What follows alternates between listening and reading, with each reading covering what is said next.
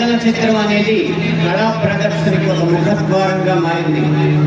అది వెండి తెర మీదైనా, ఉల్లి తెర మీదైనా, మన చేతుల్లో ఉన్న కుర్చీ తెర మీదైనా ఈ చలనచిత్రమే సంగీత, సాహిత్య, నృత్య, నటనాది కళారూపాల ప్రదర్శనకి ముఖద్వారంగా మారింది. అయితే వచ్చిన చిక్కల్లా ఏంటంటే చలనచిత్రం, సినిమా అనేది ఒక వ్యాపారాత్మకమైన కళాత్మకమైన వ్యాపారం. వ్యాపారానికి కళాత్మకతని, కళాత్మకకి వ్యాపారాన్ని జోడించే క్రమంలో హిందూ ధర్మానికి కళంకం కలిగిస్తూనే వస్తుందన్న సత్యాన్ని నేను బాహాటంగానే అంగీకరిస్తున్నాను. అయితే మరే రంగానికి చెందిన వాడినో అయితే జరిగిన ఈ తప్పుని విమర్శించచ్చు, జరుగుతున్న ఈ నేరాల్ని వీటిపైన విరుచుకుపడచ్చు. కానీ అదే సినీ రంగానికి చెందిన వాడిని కాబట్టి ఇప్పటిదాకా జరిగిన ఈ హైందవ ధర్మ వ్యక్తిత్వ హననానికి యావత్ ఈ హిందూ సమాజం ముందు సినీ రంగం తరపున క్షమార్పణలు సమర్పిస్తూనే ఆ క్షమార్పణలు కనుక నేను సమర్పించకపోతే ఇంకొక మాట మాట్లాడే అర్హత కూడా నాకు లేదు.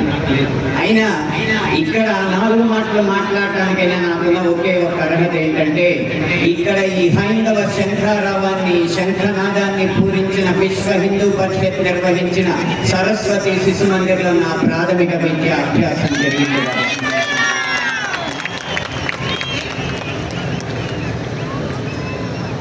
సినిమాల్లో హైందవ ధర్మం మీద దాడి ఎలా జరుగుతుంది, హైందవ ధర్మం హననం ఎలా జరుగుతుంది అనేది ఒక 3 కోణాల్లో 3-4 ఉదాహరణలో క్లుప్తంగా వివరించే ప్రయత్నం చేస్తాను.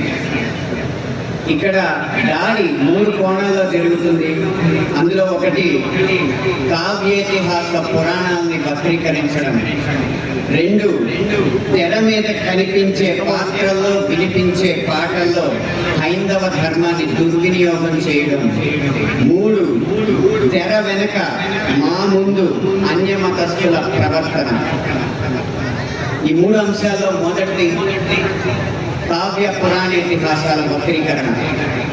వాల్మీకి రామాయణం, వ్యాస భారతం భారత సాహితీ వాన్మయ శరీరానికి 2 కళ్ళ లాంటివి. కానీ అదే వ్యాస భారతాన్ని, అదే వాల్మీకి రామాయణాన్ని వినోదం కోసం వక్రీకరించిన సందర్భాలు కోకొల్లలు.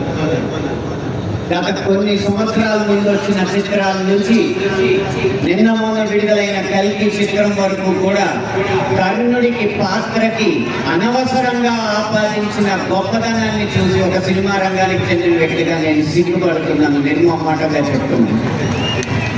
అది కూడా ఈ కృష్ణా జిల్లా గడ్డ మీదే నిలబడి చెప్తున్నాను.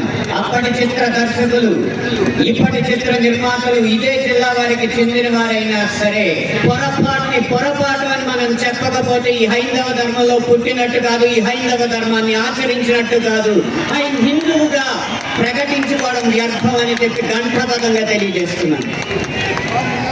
ఇప్పుడు ఈ సభలో, ఈ గొప్ప సభలో సత్యవాణి గారిని అభినవ ద్రౌపదిగా వక్తలు అభివర్ణించారు. ఆవిడే ఒప్పుకుంటారా?